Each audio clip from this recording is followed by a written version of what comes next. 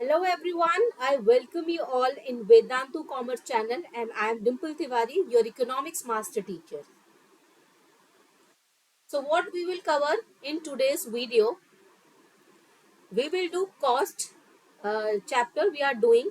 I have already uploaded 2 videos जिसमें हम लोगों ने जो कॉस्ट चैप्टर है उसके में क्या कॉस्ट होता है, कॉस्ट फंक्शन क्या है और हमने टोटल एवरेज इन दोनों के बारे में पढ़ा था, यानी टोटल कॉस्ट एवरेज कॉस्ट का पूरा पढ़ा था। Total cost, total variable cost और टोटल फिक्स कॉस्ट।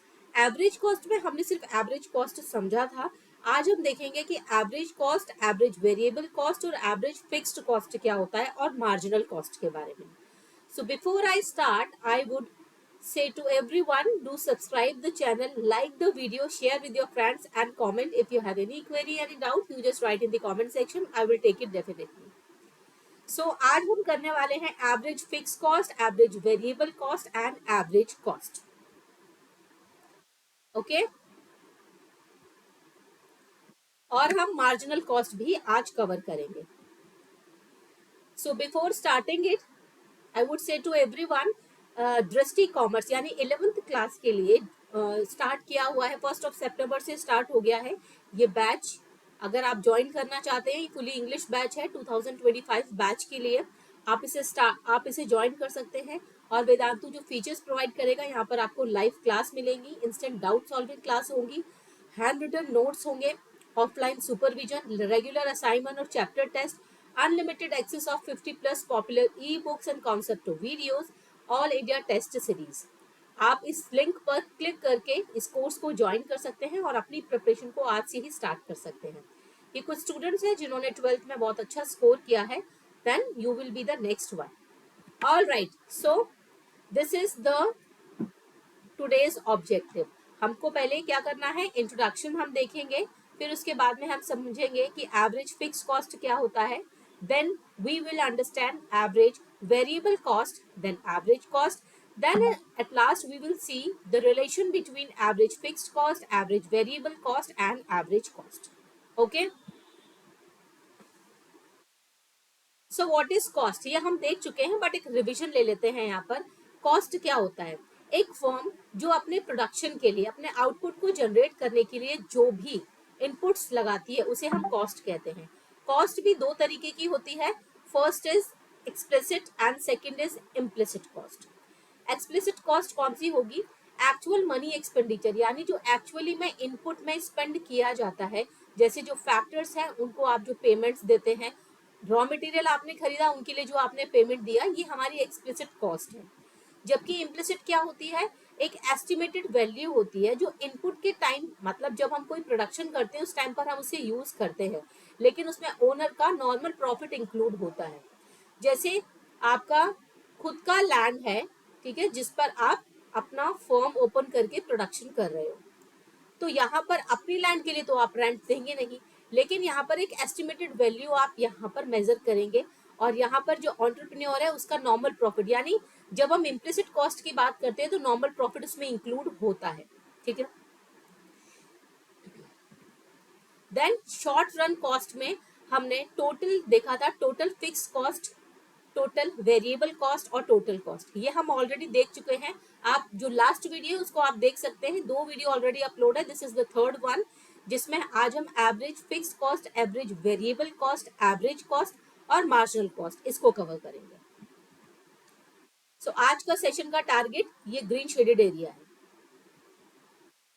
अब जो एवरेज है उसका क्या मतलब है, अगर हमारे पास में टोटल वैल्यू गिवन है, एवरेज निकालना है, तो एवरेज का मतलब होता है पर यूनिट कॉस्ट, यानी एक यूनिट के प्रोडक्शन के लिए कितना कॉस्ट या कितना इनपुट लगा है, दैट इज एवरेज कॉस्ट। अगर आप एवरेज फिक्स्ड कॉस्ट निकालना चाहते हैं तो total fixed cost upon number of quantity आप करिए, आपका एवरेज फिक्स्ड कॉस्ट आ जाएगा। एवरेज जैसे टोटल वेरिएबल कॉस्ट है, उसी तरीके से एवरेज वेरिएबल कॉस्ट है, total cost average cost. Okay, average fixed cost हम इनिशियली देखेंगे कि what is this average fixed cost. देखिए यहाँ पर एवरेज फिक्स्ड कॉस्ट का मतलब है per unit fix cost of production, जब हमने टोटल फिक्स्ड कॉस्ट की बात की थी तो हमने देखा था कि एक प्रोड्यूसर जब कोई भी प्रोडक्शन करता है उस टाइम पर अगर उसका प्रोडक्शन 0 नंबर ऑफ यूनिट्स हो या इनफाइनाइट नंबर ऑफ यूनिट्स हो, ही हैज टू पे समथिंग। अगर उसने मान लीजिए 20 लाख रुपए का इन्वेस्टमेंट या इनपुट लगाया है, तो अगर वो जीरो भी कर रहा है, यानी उसने कोई मशीन खरीद ली जो 20,000 रुपए की थी फॉर एग्जाम्पल, तो उसका अगर आउटपुट जीरो हुआ है तब भी उससे 20,000 रुपए का एक्सपेंडिचर लगेगा। और अगर उससे वो मल्टीपल प्रोडक्शन करता है तो भी उससे उसका 20,000 रुपए स्पेंड होगा। तो ये आपका जीरो से लेकर इनफाइनाइट तक आपका फिक्स रहता है। लेकिन जब हम बात फिक्स कॉस्ट की करते हैं तो यहाँ पर यूनिट फिक्स कॉस्ट पे क्या जा रहा है, तो इसे निकालने के लिए हम क्या करेंगे, टोटल फिक्स्ड कॉस्ट से डिवाइड कर देंगे नंबर ऑफ क्वांटिटी को, तो हमारे पास एवरेज फिक्स्ड कॉस्ट आ जाएगा। ठीक है, एवरेज फिक्स्ड कॉस्ट निकालने के लिए आप एवरेज कॉस्ट में से एवरेज वेरिएबल कॉस्ट को माइनस करेंगे, then you will get the average fixed cost.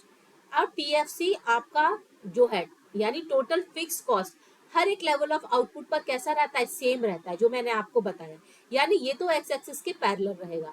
But AFC क्या होगा, अब आप एक चीज देखिए, यहाँ पर हम स्केड्यूल के थ्रू भी समझेंगे। जो एएफसी होगा वो कर्व ऐसा बनेगा। ठीक है, इसको हम क्या बोलेंगे, रेक्टेंगुलर हाइपरबोला। ये रेक्टेंगुलर हाइपरबोला आपने एक और जगह पढ़ा होगा जब ने हमने यूनिटरी डिमांड के बारे में पढ़ा था। ठीक है, यानी हर एक लेवल ऑफ आउटपुट, जैसे जैसे आउटपुट गिरेगा वैसे वैसे एवरेज फिक्स कॉस्ट कैसी होती जाएगी, डाउन होती जाएगी, कम होती जाएगी आउटपुट के इंक्रीज होने। एक एग्जाम्पल देखते हैं, firm is manufacturing this chair और इसने 10 यूनिट्स ऑफ आउटपुट का प्रोडक्शन किया है। फिक्स्ड फैक्टर यूज जो हुआ है उसमें लैंड, बिल्डिंग, पेमेंट, इंटरेस्ट, 10,000 रुपए मंथली रेंट लगता है और 5,000 मंथली जो है इंटरेस्ट देना होता है। ये दोनों ही फिक्स्ड कॉस्ट है हमारी। ठीक है, अब यहाँ पर टोटल फिक्स्ड कॉस्ट कितना हुआ, टोटल हम कर देंगे 10,000 plus 5,000, so 15,000 is the total fixed cost. जो बिल्डिंग पर हमारा इनपुट लग रहा है, जो हमारा एक्सपेंडिचर हो रहा है, और जो हम लोन के लिया है उस पर जो हम इंटरेस्ट दे रहे हैं, तो टोटल जो हमारा ये आया 15,000, और ये क्या है, टीएफसी यानी टोटल फिक्स्ड कॉस्ट है। अब अगर हमको वेरिएबल एवरेज फिक्स्ड कॉस्ट निकालना है तो टोटल फिक्स्ड कॉस्ट में से हमको क्वांटिटी को डिवाइड करना पड़ेगा, एवरेज फिक्स्ड कॉस्ट हमारे पास में आ जाएगा। अब यहाँ पर 15,000, क्योंकि हमने 10 नंबर ऑफ यूनिट्स बनाया है ना, 15,000 डिवाइड बाय 10 करेंगे, then we will get the per unit fixed cost production. कितना आया, 1500। ठीक है, नाउ एक हाइपोथेटिकल स्केड्यूल से हम समझते हैं, इसका डायग्राम से भी समझेंगे और स्केड्यूल के थ्रू भी समझते हैं। जैसे मान लीजिए हमारे पास में टीएफसी गिवन है यानी टोटल फिक्स कॉस्ट, क्या बताया था, चाहे आउटपुट जीरो हो तब या फिर आउटपुट बहुत ज्यादा हो, इनफाइनाइट हो तब, TFC will remain same at every level of output. ठीक है, ये बताया था ना।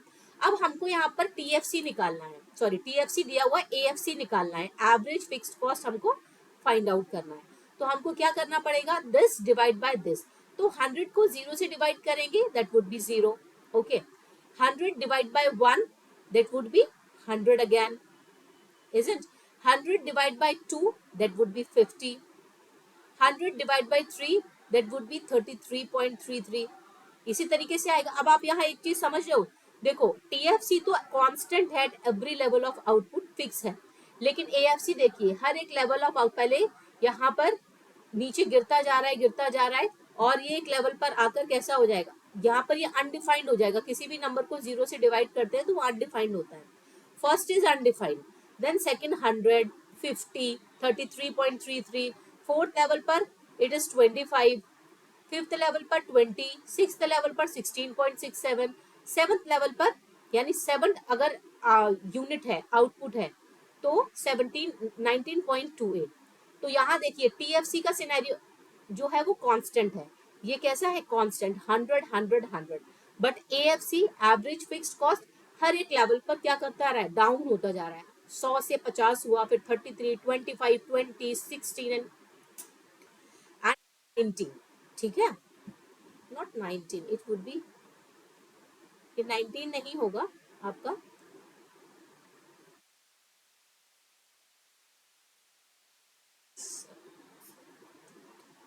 14 होना चाहिए, ठीक है, 14 पॉइंट समथिंग, ठीक है। अब इसका डायग्राम कैसा बनेगा, एक्स लेवल पर, एक्स एक्सिस पर हम आउटपुट मेंशन करते हैं और वाई एक्सिस पर एएफसी को, एवरेज फिक्स्ड कॉस्ट को। चलिए अब इसका कैसा बना कर्व हमारा, ऊपर से नीचे की तरफ डाउनवर्ड स्लोपिंग, कैसा है ये, डाउनवर्ड स्लोपिंग, यानी जैसे जैसे आउटपुट बढ़ रहा है 1 2 3 4 5 6 एंड 7, वैसे वैसे एएफसी हमारा डाउन होता जा रहा है। तो डाउनवर्ड स्लोपिंग फॉर्मिंग, और ये कैसा बना रहा है, रेक्टेंगुलर हाइपरबोला बना रहा है। इसका क्या मतलब है रेक्टेंगुलर हाइपरबोला का, कि अब अगर आप यहाँ पर इसको मैच करके ऐसे बनाते हो, इसी के थ्रू तो ग्राफ बनेगा, तो जो ये रेक्टेंगल का एरिया होता है ना, और दूसरे रेक्टेंगल का एरिया जो होगा, तो यहाँ पर हर एक रेक्टेंगल का एरिया सेम होता है, इसी वजह से इसको रेक्टेंगुलर हाइपरबोला नाम दिया जाता है। Got the point, got the point.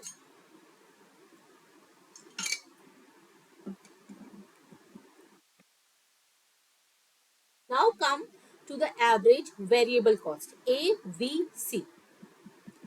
अब इसमें क्या है, it refers to per unit variable cost of production, यानी अब यहाँ पर हम पर यूनिट वेरिएबल कॉस्ट पर कितना हम खर्च कर रहे हैं उसकी बात कर रहे हैं। एवरेज का क्या मतलब है कि पर यूनिट आउटपुट को बनाने के लिए कितना एवरेज, मतलब पर यूनिट एवरेज, पर यूनिट वेरिएबल जो कॉस्ट है, वेरिएबल कौन सा, जैसे लेबर या रॉ मटेरियल, इस पर यूनिट का कितना प्रोडक्शन हो रहा है, एवरेजली कितनी कॉस्ट जा रही है, कितना इनपुट जा रहा है, ये एवरेज वेरिएबल कॉस्ट है।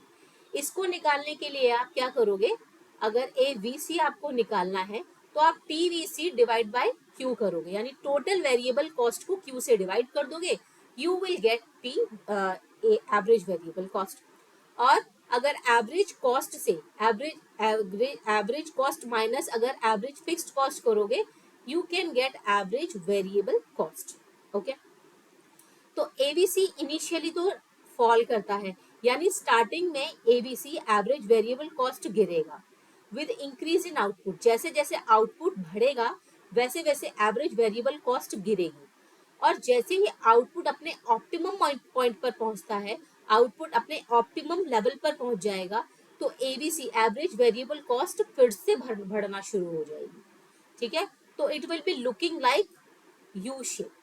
लेट्स सी, एक फर्म में मैन्युफैक्चरिंग किया, अगेन चेयर का 10 यूनिट्स ऑफ आउटपुट जनरेट किया, वेरिएबल फैक्टर्स जो यूज हुए हैं वो ये है, लेबर और जो रॉ मटेरियल्स लॉक्स वगैरह जो लगाए, तो इस रॉ मटेरियल का कॉस्ट 3000 है, लेबर का अगर हम वेज देखें तो वो 2000 हुआ, अगर हम इन दोनों को प्लस कर दे तो वेरिएबल कॉस्ट निकल आएगी जो कि 5000 है। और ये कैसी वेरिएबल कॉस्ट है, ये टोटल वेरिएबल कॉस्ट है।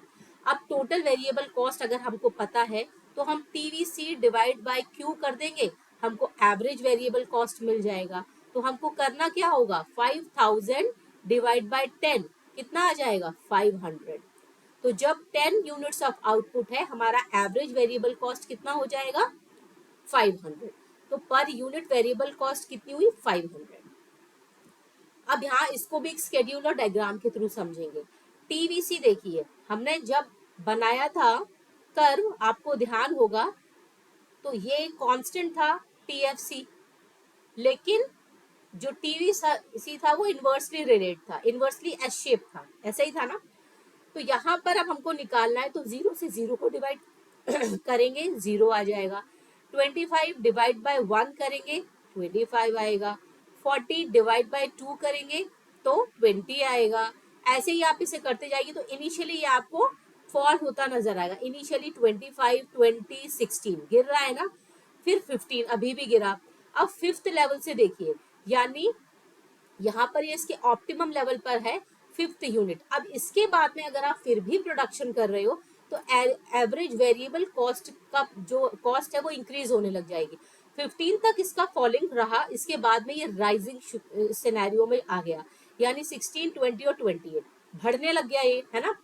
इसे देखिए, स्टार्टिंग में गिरा, फिर इंक्रीज होने लगा इस लेवल पर। तो यहां तक इसका ये ऑप्टिमम पॉइंट है, ठीक है। 4 तक कैसा है ये इसका ऑप्टिमम पॉइंट, ठीक। इसे ग्राफ के थ्रू समझें अगर हम, तो एक्स एक्सिस पे आउटपुट लिया है हमने नंबर ऑफ यूनिट्स 1 से 7 तक, जो ये वाली है। उसके बाद में हमने वाई एक्सिस पर 30 तक एबीसी का लिया है, क्योंकि मैक्सिमम एबीसी हमारी 28.5 तक गई है। इसे अगर हम बनाएं तो हम पॉइंट इस तरीके से करेंगे, और ये कैसा बन रहा है, ये हमारा ऑप्टिमम आउटपुट हो गया। अब इसके बाद में फिर से हमारा जो एबीसी है, 4 पॉइंट के बाद में फिर से एवरेज वेरिएबल कॉस्ट बढ़ती चली गई, इंक्रीज होती चली गई, इसलिए कैसा बनता है ये यू शेप का। ये इसका कैसा मिनिमम पॉइंट है, कौन सा वाला 4th पॉइंट पे जो आ रहा है हमारा, ये वाला, ये मिनिमम पॉइंट है।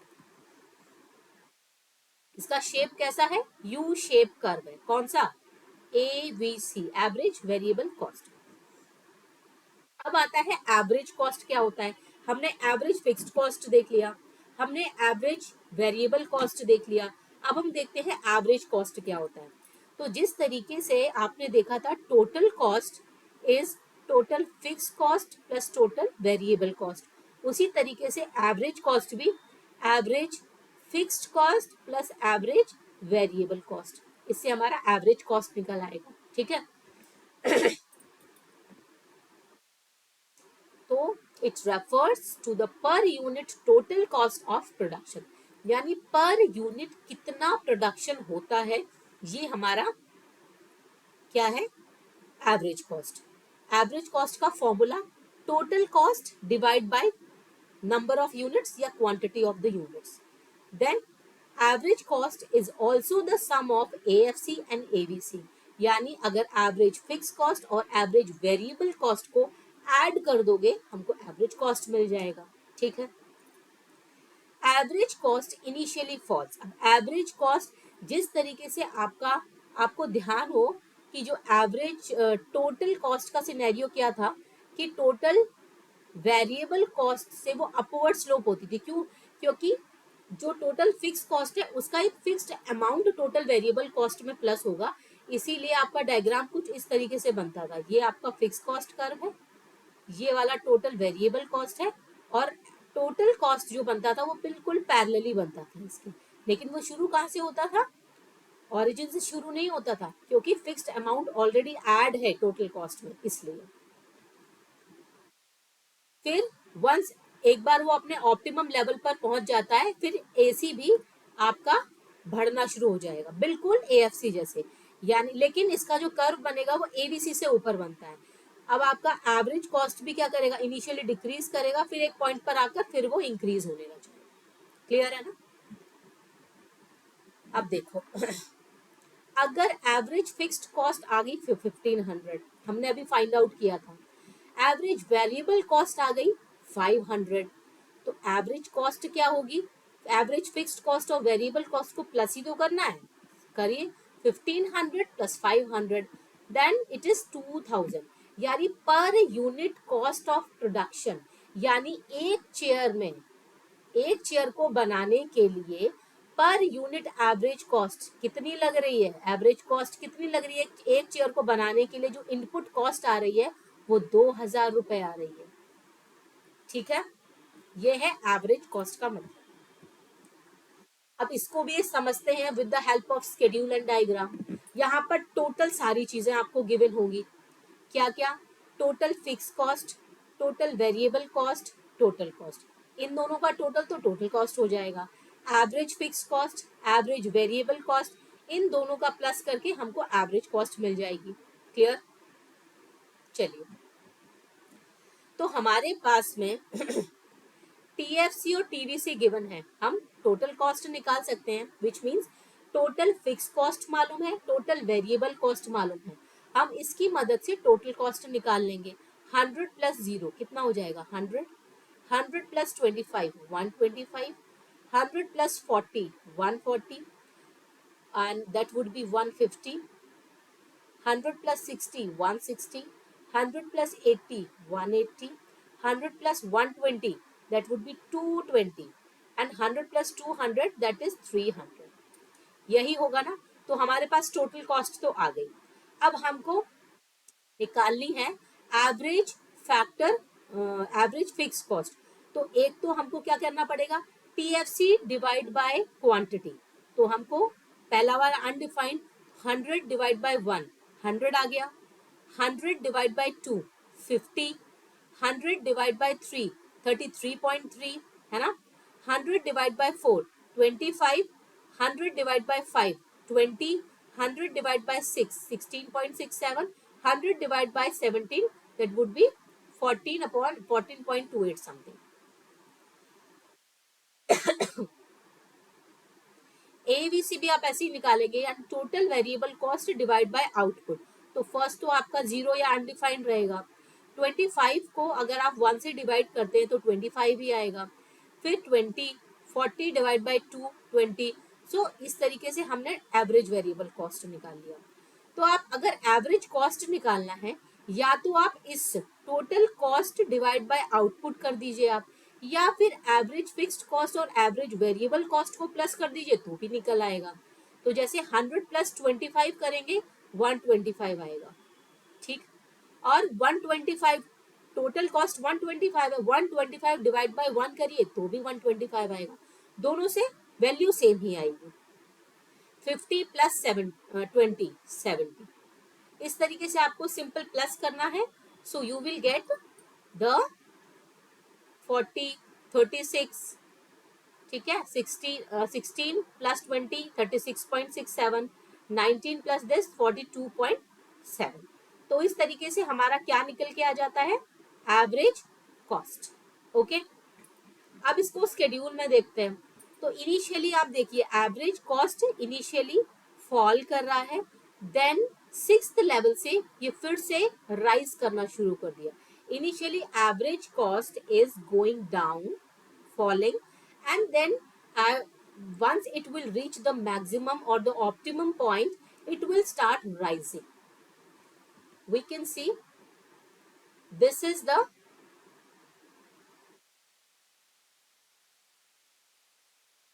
graph x or y axis. Here we are showing output and here average cost, ठीक है। So average cost curve will be looking like that, ठीक है, that is easy, ठीक है। ये इसका ऑप्टिमम पॉइंट है, इसके बाद में ये देखो फिर से ऊपर की तरफ जा रहा है, इसका मतलब एवरेज कॉस्ट कैसी है, कॉस्ट बढ़ना शुरू हो गई है, और यहाँ पर कॉस्ट कैसी है, कॉस्ट गिर रही है, ठीक। मिनिमम पॉइंट, इसका कर्व भी कैसा है, यू शेप का। अब हम रिलेशन देखते हैं एएफसी, एबीसी और एसी में।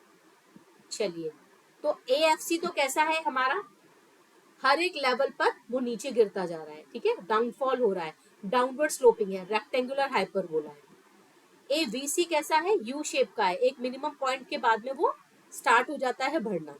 और एसी कैसा है, अच्छा जो एबीसी का मिनिमम पॉइंट होगा ना, एसी का मिनिमम पॉइंट एबीसी के मिनिमम पॉइंट के राइट साइड होगा, सेम मिनिमम पॉइंट नहीं होगा। ऐसा क्यों है, क्योंकि इसमें average fixed cost, average cost में एवरेज फिक्स्ड कॉस्ट भी तो है, यानी average fixed cost plus average variable cost, यही तो है।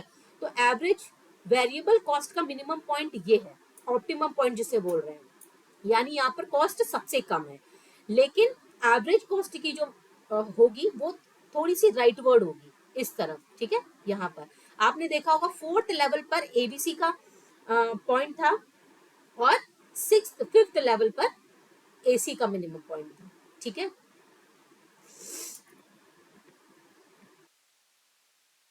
AC curve lie above the ABC. अब ये तो आपने देखा है कि जो एसी कर्व है वो एबीसी के हमेशा ऊपर आता है at level of output AC, क्योंकि एसी में इंक्लूड होता है एवरेज फिक्स कॉस्ट और एवरेज वेरिएबल कॉस्ट।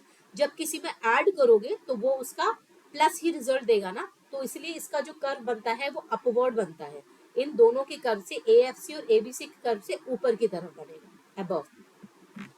दूसरा, एबीसी का जो मिनिमम पॉइंट है वो ए पॉइंट है, this one at the 4th unit of, ठीक है, 4th यूनिट पर एबीसी का मिनिमम पॉइंट है, जबकि एसी का मिनिमम पॉइंट 5th यूनिट पर है, यानी कि ये बी जो है पॉइंट, ये इसका मिनिमम पॉइंट होगा। तो AC का मिनिमम पॉइंट हमेशा ABC के मिनिमम पॉइंट के राइटवर्ड साइड होता है, ठीक है, राइट साइड होता है। तो vertical distance between AC and ABC is AFC। जो इन दोनों में वर्टिकल डिस्टेंस आता है, इस जो डिस्टेंस आपको देखने को मिल रहा है ये वाला डिस्टेंस, वो किसकी वजह से है? Because of AFC। क्योंकि AFC हर एक लेवल पे डाउन हो रहा है, तो इसमें जो ऐड होगा AC में वो कौन सी वैल्यू डाउन होगी? वो AFC जितना डिस्टेंस इसमें से होगा वही इसका वर्टिकल डिस्टेंस होगा। एज आउटपुट, जैसे जैसे आउटपुट बढ़ता जाता है, आउटपुट मतलब ये यूनिट, ठीक है, तो जो AC और ABC का कर्व है दोनों के बीच में जो गैप है वो कैसा होता जाएगा? डिक्रीज होता जाएगा। मतलब इनिशियली देखिए कम है, फिर देखिए ये वाइडन होता गया, यानी दोनों में डिस्टेंस ज्यादा है। और जैसे जैसे आपका आउटपुट बढ़ता जाएगा AC और ABC का जो गैप है ये भी कम होता जाएगा। क्यों ऐसा हो रहा है? क्योंकि जो AFC है वो फॉल कर रही है, लेकिन but they never intersect, AFC can never be zero. AFC कभी भी जीरो नहीं हो सकता, ये आपको ध्यान रखना है, कभी भी जीरो नहीं होगा, ठीक है। AFC फॉल्स, गिरेगा तो, बट कभी भी इंटरसेक्ट नहीं करेगा। अब हम देखते हैं मार्जिनल कॉस्ट क्या होता है, और रिलेशन देखेंगे मार्जिनल कॉस्ट का एवरेज कॉस्ट से, एवरेज वेरिएबल कॉस्ट से, एवरेज टोटल वेरिएबल कॉस्ट और टोटल कॉस्ट से। तो ये हमने देखा है जो भी एक्सपेंडिचर आप करते हो, explicit cost implicit cost mix होती है। एक्सप्लिसिट वो जो मतलब नजर आती है एक्चुअल मनी जो आपने स्पेंड किया होता है, इम्प्लिसिट वो जो एक्चुअली में किया नहीं होता बट उसकी एस्टिमेटेड वैल्यू आप करते हो, उसमें नॉर्मल प्रॉफिट भी इंक्लूड होता है। शॉर्ट रन में हमने टोटल, एवरेज और मार्जिनल कॉस्ट के बारे में देखा है। तो हम यहाँ पर total fixed cost, total variable cost और टोटल कॉस्ट देख चुके हैं। Average fix cost, average variable cost, average cost देख चुके हैं। अब हमारा जो रिमेनिंग है वो है मार्जिनल कॉस्ट, जिसको हम अभी समझेंगे। मार्जिनल कॉस्ट क्या है? मार्जिनल का मतलब क्या है? Addition to the total cost, यानी टोटल कॉस्ट में कितना एडिशन हुआ है एक और यूनिट ऑफ आउटपुट के प्रोड्यूस होने से। यानी आपने 1 चेयर का प्रोडक्शन किया है तो टोटल आउटपुट फॉर एग्जांपल 100 है, ठीक है, और सेकेंड यूनिट के प्रोडक्शन में आपका टोटल आउटपुट 120 हो गया, तो कितना एडिशन हुआ? 20 का। तो यही एडिशनल आउटपुट के कितना एडिशनल कॉस्ट जा रहा है, दैट इज मार्जिनल कॉस्ट। इसका formula marginal cost TUCN minus TUCN minus 1, यानी जिस नंबर पर हम बात कर रहे हैं और उसकी प्रीवियस यूनिट से हम जब टोटल कॉस्ट की प्रीवियस यूनिट से उसको माइनस कर देंगे, we can get the marginal cost. इसको इस तरीके से भी लिख सकते हैं, marginal cost equal to change in total cost divide by change in units, ठीक है, क्वांटिटी। जो मार्जिनल कॉस्ट है वो इंडिपेंडेंट, मार्जिनल कॉस्ट का फर्क TFC से बिल्कुल भी नहीं है, यानी टोटल फिक्स्ड कॉस्ट का कोई भी इफेक्ट नहीं होता है मार्जिनल कॉस्ट पे, as it does not change with the output. क्योंकि TFC आउटपुट के चेंज होने पर चेंज होता ही नहीं है, तो मार्जिनल कॉस्ट का जो इफेक्ट पड़ता है, जो इफेक्ट होती है वो सिर्फ और सिर्फ टोटल वेरिएबल कॉस्ट से होती है। टोटल फिक्स्ड कॉस्ट से मार्जिनल कॉस्ट को कोई मतलब नहीं है। तो यहाँ पर अगर मैं marginal cost equal to TVCN minus TVCN minus 1 लिखूं या फिर ये लिखूं, एक ही बात है, क्योंकि मार्जिनल कॉस्ट TFC से इन्फ्लुएंस होती ही नहीं है। अब 0 पर भी 100 आपका इनपुट जा रहा है टोटल फिक्स कॉस्ट का, 1 पर भी 100 जा रहा है, तो अगर टोटल फिक्स कॉस्ट तो यहाँ हम देखें तो इसका तो 0 ही निकलेगा ना, एडिशन में कुछ भी आप नहीं दे रहे हो। तो मार्जिनल कॉस्ट जो है वो या तो टोटल वेरिएबल कॉस्ट से इफेक्ट करती है या टोटल कॉस्ट, ऑल्दो यहाँ पर दोनों ही सेम है, इसमें मार्जिनल कॉस्ट निकालने के लिए दोनों में आंसर सेम आएगा। For example, firm is manufacturing a chair, जहां पर टोटल कॉस्ट है 20,000 और आउटपुट कितना जनरेट किया है? 10 चेयर्स का। अब मान लीजिए कि 11th चेयर का प्रोडक्शन होता है और 11th चेयर बनाई जाती है, 11th चेयर का आउटपुट जनरेट होता है। अब यहाँ पर जो कॉस्ट आई वो आई 25,000, पहले कितनी थी? 10 तक 20,000, अब 11th पर कितनी आ गई? 25,000। तो कितने का एडिशन हुआ है? 5,000 का। यही तो मार्जिनल कॉस्ट है। मार्जिनल कॉस्ट कैसे निकालेंगे? मार्जिनल कॉस्ट TCN माइनस 1, यानी TC कितना था पहले हमारा, अभी करंट का कितना है? 25,000, पुराना टोटल कॉस्ट कितना था 20,000, तो इनको माइनस करेंगे हमारे पास कितना आ गया, ओ सॉरी 5,000। तो एडिशनल कितना किया है मार्जिनल कॉस्ट 5,000, ठीक है। ये देखिए कितना आ गया, इसको माइनस करने से हमारे पास 5,000 मार्जिनल कॉस्ट निकल आई। और TCN-1 क्या है, अभी हम करंट में बात कर रहे हैं 11th यूनिट की जो 25,000 है, और N-1 पिछली यूनिट जो कि 10वीं यूनिट थी जहां पर 20,000 खर्च हो रहा था, ठीक है। तो 25,000 में से 20,000 माइनस करिए, 25,000 minus 20,000, then we can get 5,000। Now इसको भी हम एक स्केड्यूल और डायग्राम के थ्रू समझते हैं। Output TFC, TVC, TC marginal cost and marginal cost, मतलब मार्जिनल कॉस्ट जब हम टोटल कॉस्ट के थ्रू निकालते हैं, मार्जिनल कॉस्ट जब हम टोटल वेरिएबल कॉस्ट के थ्रू निकालेंगे। चलिए चेक करते हैं इसे। जीरो लेवल ऑफ आउटपुट पर टीए टोटल फिक्स कॉस्ट तो 100 है, बट टोटल वेरिएबल कॉस्ट 0 है। क्यों है, हम बात कर चुके हैं, अगर आउटपुट 0 होता है तो टोटल वेरिएबल कॉस्ट भी 0 होती है, लेकिन टोटल फिक्स्ड कॉस्ट जो फिक्स नंबर है वो होगा ही। नंबर कुछ भी हो सकता है लेकिन टोटल फिक्स्ड कॉस्ट 0 कभी नहीं होगी। तो 100 प्लस 0 100 हो गया। अब यहाँ तो मार्जिनल कॉस्ट कुछ आएगी नहीं, अनडिफाइंड, क्योंकि ये हम इस यूनिट की बात करें, इसकी पिछली यूनिट कौन सी है, TCN-1 क्या है, कुछ है ही नहीं, so that would be undefined. Next, अब यहाँ से हमारा काम शुरू होता है कि अगर वन आउटपुट 1 चेयर का प्रोडक्शन हो रहा है, टोटल वेरिएबल कॉस्ट आती है 25, तो टोटल कॉस्ट कितनी हो जाएगी 25 प्लस 100 125। अब हमको मार्जिनल कॉस्ट निकालनी है, तो हम क्या कर सकते हैं, total cost minus the previous total cost. तो 125 माइनस 100 कितना आया 25। और टोटल अगर आप वेरिएबल कॉस्ट से निकालेंगे 25 माइनस 0 तो भी 25। तो मैंने बताया ना, चाहे आप ये वाला लगाइए टोटल कॉस्ट को यूज करके, चाहे टोटल वेरिएबल कॉस्ट को यूज करिए, आपका वैल्यू सेम ही आएगा।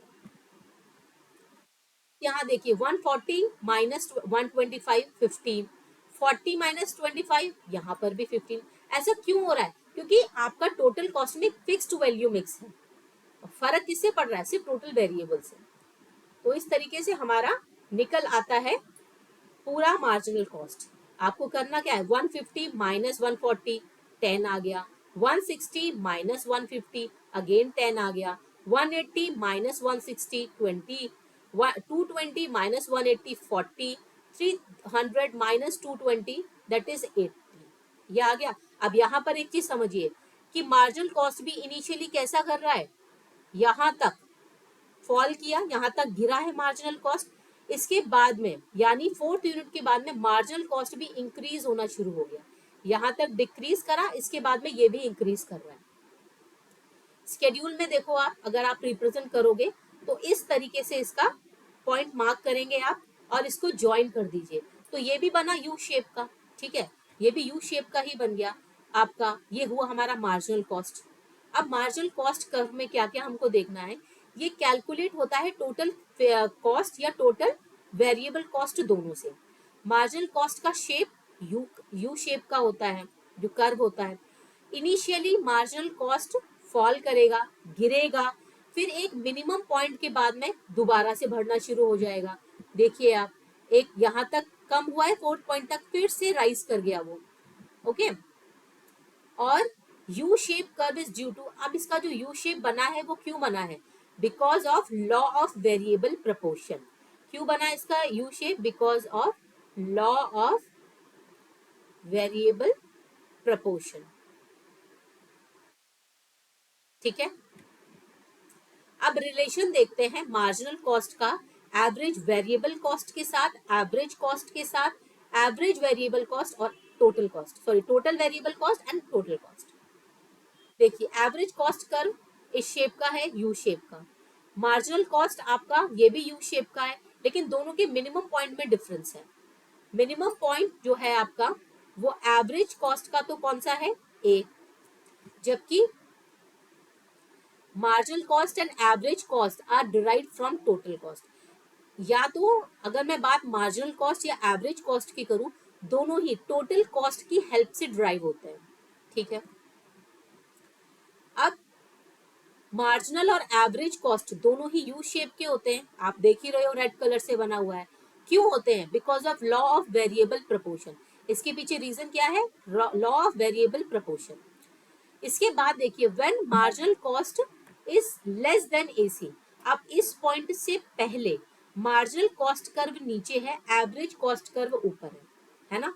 तो जब तक marginal cost curve average cost से नीचे रहेगा तब तक मार्जिनल कॉस्ट कर्व फॉल करेगा, ठीक है, और रिमेन कांस्टेंट और राइज। एक जगह पर रुकेगा, मिनिमम पॉइंट पर आएगा, फिर बढ़ना शुरू होगा, ठीक है। There is uncertainty about marginal cost, marginal cost and AC. अब यहाँ पर आप देखो इनिशियली मार्जिनल कॉस्ट भी फॉल कर रहा है, एवरेज कॉस्ट भी फॉल कर रहा है, लेकिन एवरेज कॉस्ट अभी भी फॉल कर रहा है, लेकिन मार्जिनल कॉस्ट इस पॉइंट के बाद में राइज करना शुरू कर गया, ठीक है, राइज करना शुरू कर गया। और आपका marginal cost curve at a faster rate, marginal cost एक फास्टर रेट से इंक्रीज हो रहा है। मार्जिनल कॉस्ट कर्व मतलब मार्जिनल कॉस्ट अब तेजी से बढ़ रही है, एवरेज कॉस्ट उतनी तेजी से नहीं बढ़ रही है जितनी तेजी से मार्जिनल कॉस्ट बढ़ रही है, ठीक है। मार्जिनल कॉस्ट यहाँ देखो एवरेज कॉस्ट इस पॉइंट से बढ़ना शुरू हुई, यानी ये हमारा 6 पॉइंट था, जबकि जो मार्जिनल कॉस्ट है वो 4th पॉइंट के बाद ही बढ़ना शुरू हो गई है और बहुत रैपिडली इंक्रीज हो रही है। Marginal curve, marginal cost curve lies completely below the AC curve, ठीक है, यहां से वो पूरी तरीके से बढ़ जाएगी और इसको नीचे से कट करेगी, दिस इज सर्टेन। तो जहां पर मार्जिनल कॉस्ट और एवरेज कॉस्ट इक्वल है, कौन सा पॉइंट है वो? ये वाला पॉइंट, ये मिनिमम पॉइंट है जहां पर marginal cost equal to average cost हो जाएगा। ये कौन सा पॉइंट है? ये मिनिमम पॉइंट है। अब एवरेज वेरिएबल कॉस्ट और मार्जिनल कॉस्ट को समझते हैं। ये जहां पर दोनों इंटरसेक्ट कर रहे हैं वो कैसा पॉइंट है? उसको मिनिमम पॉइंट कहेंगे हम। यानी मार्जिनल कॉस्ट और average variable cost total variable cost से डिराइव होता है। दोनों का शेप यू है और क्यों है? Because of law of variable proportion. Terms condition वही लगेंगी, एवीसी और एमसी। एवी देखिए एवीसी जो शुरू में है वो ऊपर है, मार्जिनल कॉस्ट नीचे है, तो स्टार्टिंग में दोनों ही गिर रहे हैं, मार्जिनल कॉस्ट भी और एवरेज वेरिएबल कॉस्ट भी।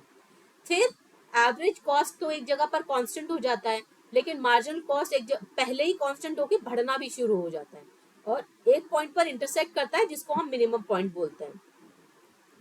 अब मार्जिनल कॉस्ट कर्व ज्यादा हो गया है बी पॉइंट के बाद में, marginal cost is greater than average variable cost. क्यों? क्योंकि आप देखो ये कर्व ऊपर है, ठीक है। अब यहाँ पर इस पॉइंट के बाद में मार्जिनल कॉस्ट फास्टर इंक्रीज हो रहा है एवरेज वेरिएबल कॉस्ट के, तो दोनों में टर्म्स कंडीशन सेम ही लग रही है। अब एसी, एबीसी और मार्जिनल कॉस्ट को साथ समझते हैं। ये देखो, तो मार्जिनल कॉस्ट आपका इनिशियली कैसा है? कम है, किससे? एसी से भी कम है, एबीसी से भी कम है। सबसे नीचे कौन सा है? मार्जिनल कॉस्ट, ठीक है। ये रहा हमारा, यहाँ से शुरू हो रहा है एवरेज कॉस्ट, यहाँ से एवरेज वेरिएबल कॉस्ट, दोनों से ही नीचे है, ठीक है। मार्जिनल सबसे कम है। अब आपका मार्जिनल कॉस्ट इक्वल हो जाता है एवरेज कॉस्ट और एवरेज वेरिएबल कॉस्ट के, द बोथ बिकम कांस्टेंट। एक टाइम पर दोनों कांस्टेंट हो जाएंगे। पॉइंट सी पर एसी के साथ ये यानी M C equal to A C होगा, पॉइंट बी पर M C equal to A B C होगा, ठीक है। इस पॉइंट के बाद में सी पॉइंट के बी पॉइंट के बाद में जो मार्जिनल कॉस्ट है वो एबीसी से ज्यादा हो जाएगा, तेज से बढ़ेगा, और सी पॉइंट के बाद में मार्जिनल कॉस्ट एवरेज कॉस्ट से भी ज्यादा हो जाएगा, ठीक है, फास्टरली इंक्रीज होगा। जैसे जैसे आउटपुट बढ़ेगा वैसे वैसे।